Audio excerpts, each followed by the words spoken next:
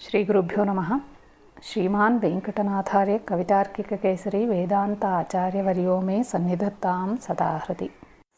पूर्वभागेषु रघुवीरगद्ये बालकाण्डं समाप्य अयोध्याकाण्डे अनृतभयमुषितहृदयपितृवचनपालनप्रतिज्ञावज्ञातयौवराज्य इति पङ्क्तिः चर्चिता। अग्रिमा पङ्क्तिः प्रणतभरतमकुटतटसुघटितपादुकाग्र्याभिषेकनिर्वर्तितसर्वलोकयोगक्षेम। अत्र प्रथमतया पदशः अर्थं पश्यामः। प्रणतभरतमकुटतटसुघटितपादुकाग्र्याभिषेकनिर्वर्तितसर्वलोकयोगक्षेम इति। प्रणतभरत शरणागतस्य भरतस्य मकुटतट मकुटं यत्र स्थाने वर्तते अर्थात् किरीटस्थाने सुघटित तत्र संस्थापित इति वा विद्यमानस्य इति वा अर्थः। पादुकाग्र्ययोः उत्तमपादुकयोः अभिषेकेन अर्थात् राज्याभिषेकेन निर्वर्तित सम्पादित सर्वलोकयोगक्षेम सर्वलोकानां लाभक्षेमाः विहिताः येन सः अत्र रघुरामः इति। अत्र योगः क्षेमः इति पदद्वयं विद्यते। प्रायशः सर्वे जानन्त्यपि अलब्धस्य लाभो योगः इत्युच्यते, लब्धस्य पालनं परिपालनं क्षेमः इत्युच्यते। अस्याः पङ्क्तेः तात्पर्यं सम्पूर्णतः इत्थं वर्तते। शरणागतस्य भरतस्य किरीटस्थाने पादुकाद्वयं संस्थाप्य अनेन अभिषिक्तः भरतः अर्थात् पादुकाद्वयम् इत्यर्थः। अनेन अभिषिक्तस्य पादुकाद्वयस्य महिम्ना सम्पादित सर्वलोकयोगक्षेमः रघुरामः इति तात्पर्यं भवति। पूर्वतनभागे अस्माभिश्चर्चितं भरतः पितृकार्यं समाप्य कथञ्चित् रामः पुनः अयोध्यां प्रति आनेतव्यः, तस्यैव पट्टाभिषेकः कारितव्यः इति विनिश्चित्य सचिवैः सह प्रजाभिः सह मातृभिः सह वनाय प्रस्थानं करोति। तदारभ्य तस्य चित्रकूटप्राप्तिपर्यन्तम् अनेके अंशाः सन्ति। तेषां समेषां सङ्कलनम् अत्र विस्तरभयात् न क्रियते, किन्तु यथा सः चित्रकूटं प्राप्स्यति तस्मादारभ्य पादुकयोः एव पट्टाभिषेको भवतु, रामः अवश्यं वनं गमिष्यत्येव इत्ययं निश्चयः अत्यन्तसुलभः नासीत्। भरतेन निश्चितं यत् अवश्यं राममानिष्यामि इति। तस्य वादस्तु प्रस्तौति सः अवश्यं खलु। तस्य प्रतिवचनं रामेण किमुक्तं, तत्र धर्मः कः अधर्मः कः इत्ययम् अंशः अत्यन्तरोचकः स्वरसश्च। अतः अस्य किञ्चिदिव मूलरामायणात् प्रस्तावनां कृत्वा अग्रे गमिष्यामः। भरतः चित्रकूटं प्राप्स्यति। तत्र रामं लक्ष्मणं च चीरवेषधारिणौ दृष्ट्वा अत्यन्तं खिद्यति। मत्कारणादेव एतादृशी स्थितिः सम्पन्ना,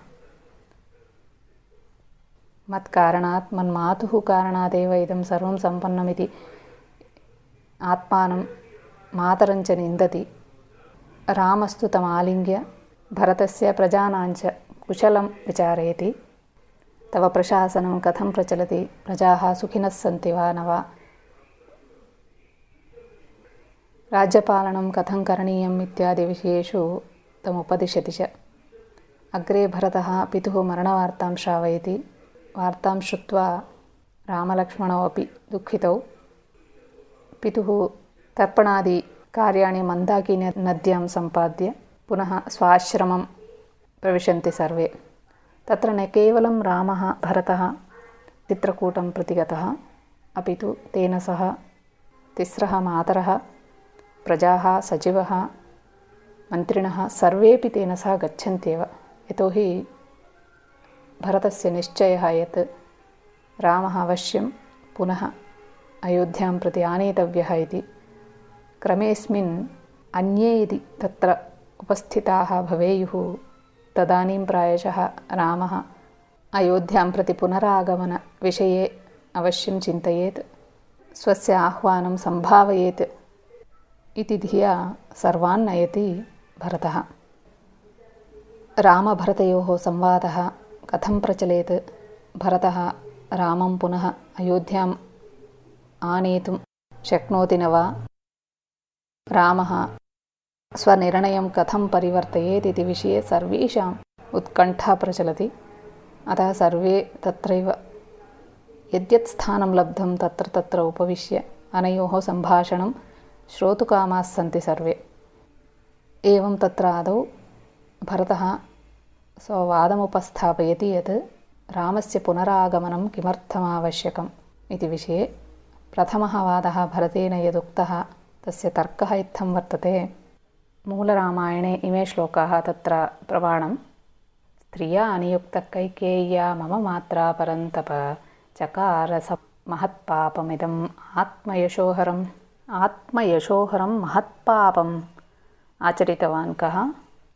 अस्मत्पिता। कुतः? तत्र कारणं स्त्रिया नियुक्तः कैकेय्या, मन्मातुः प्रेरणया एव पित्रा एवं कृतं वर्तते। पित्रा यत् कृतं तत् महत्पापमेव इति आदौ प्रतिपादयति। सा राज्यफलमप्राप्य विधवा शोककर्षिता पतिष्यति महाघोरे निरये जननी मम जननी अपि यदिच्छा प्रकटिता तत्तु प्राप्तं, किन्तु अर्थात् रामगमनरूप इच्छा तु प्राप्ता तया, किन्तु अधिकारः मह्यं भवेत् इति या इच्छा वर्तते तत्तु असफला जाता, यतोहि अहं राज्यं नेच्छामि इति। अतः सा राज्यफलम् अप्राप्य, राज्यफलं तदानीमेव प्राप्यते यदा अहं राज्यफलं भोक्तुम् अभ्युपगच्छामि, किन्तु मम इच्छा नास्ति तथा। अतः अधुना सा विधवा अपि सञ्जाता, अनेन शोककर्षिता सा इदानीं पश्चात्तापमपि अनुभवति। मया सह सापि आगता वर्तते। अतः अस्य निर्णयस्य, अर्थात् रामः वनं गच्छेत् इति निर्णयस्य न कापि आवश्यकता अपेक्षा वा वर्तते यस्य कस्यापि। अतः अवश्यं पुनरागन्तव्यम् इति आदौ स्ववादं प्रकटयति। येभिश्च सचिवैः सार्धं शिरसा याचितो मया भ्रातुः शिष्यस्य दासस्य प्रसादं कर्तुमर्हसि। दासस्य शिष्यस्य भ्रातुः मम प्रसादं कर्तुमर्हसि। यन्मया उच्यते तस्य स्वीकारः कर्तव्यः इति स्वतर्कं प्रकटयति। तस्य समाधानरूपेण रामः इत्थं कथयति। त्वया राज्यमयोध्यायां प्राप्तव्यं लोकसत्कृतं वस्तव्यं दण्डकारण्ये मया वल्कलवाससा। एवं कृत्वा महाराजो विभागं लोकसन्निधौ व्यादिश्य च महातेजा दिवं दशरथो गतः। अर्थात् पितुः इच्छा वर्तते यत् अहं गच्छेयमिति। यदि सः जीवितो भवेत् पुनः मां कथयेत्, भवतु मया दोषः आचरितः पुनरागम्यताम् इति स्वयं सः कथयति चेत् अन्यो विषयः, किन्तु अधुना तु सः मृतो वर्तते। अतः पितॄणाम् इच्छा तेषां मरणानन्तरं सर्वथा परिवर्तयितुं न शक्यते। इदं तथ्यं तु अस्माभिरपि लोके ज्ञायते खलु। यदि कश्चन धनिकः स्वस्य सम्पत्तिं पुत्राय प्रदास्यति, यदि अनेके पुत्राः सन्ति, कस्य सम्पत्तिः कियती वर्तते इति यदि तेन उद्घोषितं पित्रा, तर्हि तस्य मरणानन्तरं तस्य परिवर्तनं सर्वथा न शक्यते खलु। पितुः स्वार्जितं धनं वर्तते, अतः सः कस्मै किं दातव्यम् इति इच्छति। यदि तस्य निर्णयः तस्य मरणात् पूर्वमेव जातः, ततः परम् अयञ्च पिता मृतः, तर्हि अस्य निर्णयस्य परिवर्तनं सर्वथा न शक्यते इति तस्य भरतस्य वादः यत् वर्तते। पितुः मरणं जातम्, अधुना तस्य इच्छायाः निर्वर्तनं करणीयमिति अपेक्षा न कस्यापि वर्तते। अतः अवश्यम् आगन्तव्यम् अयोध्यां प्रति इति यः वादः उपस्थापितः सः निरस्तीभूतः। यतोहि अत्र धर्मः उक्तः मरणानन्तरं पितुः आज्ञायाः पालनमेव वरं तस्य परिवर्तनम् अवश्यं न कार्यम् इति। अनेन भरतस्य प्रथमः वादः निरस्तीभूतः, रामस्य वादः अभिधारितः। वस्तुतः अत्र प्रवर्तमाने धर्मसंवादे अर्थात् रामभरतयोर्मध्ये यः वादविवादः प्रचलति तत् श्रोतुं तत्र अनेके जनाः उत्कण्ठतया उपविष्टाः सन्ति। यथा मया पूर्वमप्युक्तं, भरतः रामं नेतुं स्वयम् एकलः सन्नायातः, तेन सह अमात्याः, सचिवः, प्रजाः, मातरः इति अनेके जनाः तत्र उपविष्टाः सन्ति। समेषाम् इच्छा वर्तते यत् रामः अयोध्यां प्रति पुनरागच्छेत्, राज्यभारं स्वीकुर्यादिति। तथापि भरतः कथं रामम् अनुनयति, तस्य तर्कं कथम् उपस्थापयति इति विषये सर्वेषाम् उत्साहः वर्तते। तस्य पुनः रामस्य समाधानं कथं स्यात् इति विषयेपि उत्कण्ठता प्रचलति तत्र। भवतु, प्रथमे दिने यः वादः उपस्थापितः यत् पिता अधुना मृतः, अतः तस्य निर्णयस्य आवश्यकता न वर्तते, तत् परिवर्त्य अस्माभिः एवं कर्तव्यम् इति भरतस्य यः वादः आसीत् सः निरस्तीभूतः। द्वितीयदिने पुनः भरतः स्वतर्कमित्थम् उपस्थापयति इति। भवतु, पित्रा मह्यं दत्तं राज्यं भवते अहं पुनः समर्पयेयं चेत् तत्र को दोषः इति। अधुना राज्यं मम इति मन्यताम्, तर्हि मदीयम् इति यद्वर्तते तस्य अन्यस्मै प्रदानम् इति स्वामिनः अधिकारो वर्तते। यदि अहं राज्यस्य स्वामी स्यां तर्हि मया एव दीयते इदं राज्यं तुभ्यं, तत्र स्वीकारे को दोषः इति द्वितीयः तर्कः। तत्र मूलरामायणे इमे श्लोकाः उक्ताः। सान्त्विता माता दत्तं राज्यमिदं मम तद्ददामि तवैवाहं भुङ्क्ष्व राज्यमकण्टकम्। अस्य दानस्य हेतुमपि प्रदर्शयति सः। गतिं खरैवाश्वस्य तार्क्ष्यस्यैव पतत्रिणः अनुगन्तुं न शक्नोमि गतिं तव महीपते। तव गतिं महीपते अहम् अनुगन्तुं न शक्नोमि इति। अर्थात् कश्चन रथः वर्तते, सः यदि अश्वेन बद्धो भवति तस्य गतिः, रथस्य गतिः भिन्ना भवति, किन्तु अयमेव रथः यदि गर्दभेन सह संयुक्तो भवति तदानीं रथस्य गतिः अत्यन्तभिन्ना भवति खलु। तद्वत् राज्यं चालयितुम् अहम् असमर्थः।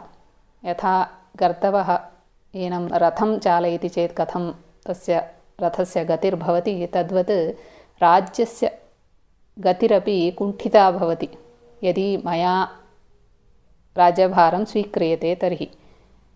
राज्यभारस्य ग्रहणे वा तच्चालने प्रशासने वा भवानेव समर्थः, अतः अवश्यं स्वीक्रियतामिति। एनं वादं श्रुत्वा तत्र उपविष्टाः जनाः सर्वे सन्तुष्टाः। यतोहि तेषामपि अयमेव अभिप्रायः यत् राम एव अवश्यम् आगच्छेत् अयोध्यां पालयितुमिति। अतः तत्र उपविष्टाः जनाः सर्वे सन्तुष्टाः सन्तः करताडनं कृतवन्तः इति। तस्यापि प्रमाणं लभ्यते मूलरामायणे। तस्य साध्वित्वमन्यन्त नगराः विविधा जनाः भरतस्य वचः श्रुत्वा रामं प्रत्यनुयाचतः। तत्र उपविष्टाः जनाः सर्वे करताडनं कृतवन्तः। नात्मनः कामकारोऽस्ति पुरुषोऽयमनीश्वरः इतश्चेत्तरतश्चैनं कृतान्तपरिकर्षति। अर्थात् मनुष्यः स्वेच्छया न किञ्चित् कर्तुमर्हति, विधिहितं कर्षत्येव। एवं न त्वं मह्यं किञ्चित् दातुमर्हसि न वा अहं तद्ग्रहणे समर्थः। अतः स्वेच्छया अत्र न भवितव्यं। यदस्मत्पूर्वजैः अत्र प्रकृते तु पित्रा यत् निर्दिष्टं वर्तते तस्यैव अनुपालनं वरं। भवान् एवं मह्यं न दातुमर्हसि राज्यं, यतोहि अत्र राज्ये वासः कर्तव्यः इति विधिः वर्तते तव। एवञ्च वनवासं कार्यम् इति मद्विधिर्वर्तते। अतः अस्य परिवर्तनं न शक्यते इति द्वितीयवादः निरस्तीकृतः रामेण। रामम् अनुनेतुं भरतः इतोपि अनेकाः युक्तीः प्रदर्शयति। तत्रादौ मदनुपस्थितौ प्रवृत्तः निर्णयः अयं, न केनापि पृष्टोऽहं यत् भवान् अधिकारमिच्छति वा, राज्यभारं स्वीकर्तुं शक्नोति वा इति येन केनापि पृष्टः अहं, तथापि अयं निर्णयः जातः।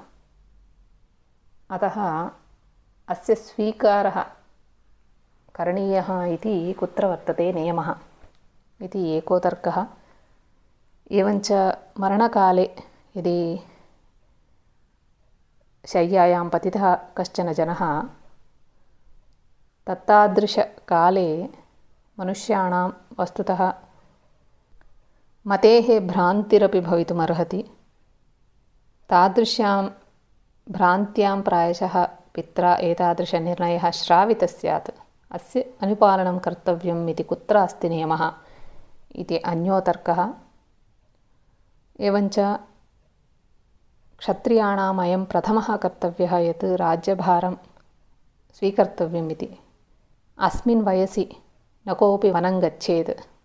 भवान् वनम् अवश्यं गच्छतु, किन्तु तदर्थं कालः भिन्नः। अधुना तु समयः वर्तते, भवता राज्यभारः स्वीकर्तव्यः इति अनेकाः युक्तिः प्रदर्शयति भरतः। तेषां समेषां प्रतिवचनं श्रीरामेण इत्थं कथितमिति। भवतु, पितुः आज्ञा वर्तते, कैकेय्याः इच्छा वर्तते स्म, तत्सर्वम् अधुना असङ्गतमिति अपि मन्यामहे। तथापि मातुः कैकेय्याः वचनात् पूर्वमेव पित्रा मातामहाय अर्थात् अश्वपतये वचनं दत्तमासीत्। तत्पालनाय वा त्वया राज्याधिकारः स्वीकर्तव्यः। भवताम् अधिकारः वर्तते एव राज्ये, अतः अवश्यम् अस्य पालनम् अनुपालनम् अवश्यं कर्तव्यमेव। इतोपि अग्रे वक्तुं न किञ्चित् वर्तते। भरतस्य सविधे यः अवकाशः आसीत् स्वतर्क उपस्थापनाय, तत्सर्वं तेन कृतं। तथापि प्रत्येकं वचनस्य किञ्चित् समाधानं तु अवश्यं श्रीरामस्य सविधे आसीत्। अतः इतोपि अग्रे वादः न प्रचलेत् इति धिया वसिष्ठेन उपदिष्टः भरतः। भवतु, भवान् राज्यं पालयितुं नेच्छति चेत् भवतु नाम, किन्तु इत्थं क्रियतां रामस्य पादुकामेव गृहीत्वा पादुकयोः उपस्थापनं सिंहासने कृत्वा रामनाम्ना राज्यपालनं भवतु इति वसिष्ठः भरतं प्रार्थयति। अनेन निर्णयेन तत्र उपविष्टाः जनाः सर्वेपि सन्तुष्टाः। यद्यपि ते नेच्छन्ति यत् रामः वनं गच्छेदिति, किन्तु यः तर्कः रामेण प्रदर्शितः, या युक्तिः प्रदर्शिता, तत्र तु धर्म एव वर्तते। अतः सर्वेषाम् अभ्युपगमनमेव वरम् इति मत्वा पादुकयोः एव राज्याभिषेकः भवतु इति निर्णयः स्पष्टः। प्रसङ्गवशादवश्यं वक्तव्यं, देशिकवर्यैरेव प्रणीतः अन्यः कश्चन दिव्यग्रन्थः पादुकासहस्रम् इति। अर्थात् रामस्य पादुकयोः विवरणं, वर्णनं, स्तुतिश्च वर्तते तत्र ग्रन्थे। तस्मात् अस्य प्रस्तावः अत्र अनिवार्यः। अतः कालाभावात् अस्माभिः अधिकं न उच्यते अत्र। तथापि पादुकासहस्रात् एकं वा श्लोकं वक्तव्यम् इति कृत्वा अयं श्लोकः चितः। अत्र श्लोकेषु पादुकयोः महिमा रामादपि गरीयान् वर्तते निरूपितमस्ति अत्यन्तस्वरसतया। श्लोकाः इत्थं वर्तन्ते। रामे वनं व्रजति पङ्क्तिरथे प्रसुप्ते राज्यापवादचकिते भरते तदानीम् आश्वासयेत् कैव कोशलवासिनस्तान् सीतेव चेत्त्वमपि साहसवृत्तिरासीः। पादावनि प्रभवतो जगतां त्रयाणां रामादपि त्वमधिका नियतं प्रभावात् नो चेत् कथन्नु भरतस्य तमेव लिप्सोः प्रत्यायनं परिपणं भवती भवित्री। अत्र या स्थितिर्वर्तते कथायाः, यत्र दशरथः दिवङ्गतः, रामः वनं गच्छति, भरतः राज्याधिकारं स्वीकर्तुं नेच्छति। अस्य राज्यस्य अधिकारिणः सर्वे राज्यभारस्वीकारे अशक्ताः सन्ति।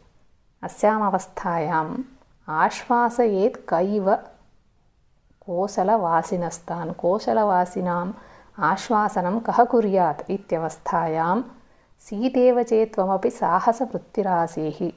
तत्र सीता एवं कथयितुं शक्नोति स्म यत् भवतु, अत्र प्रजाः सर्वे पीडिताः सन्ति, वनवासः रामाय एव उक्तः, स गच्छतु नाम, भरतः राज्यं स्वीकर्तुं नेच्छति, तस्यापि मास्तु राज्यम्, अहमेव राज्यं पालयिष्यामि इति सा कथयितुं शक्नोति स्म।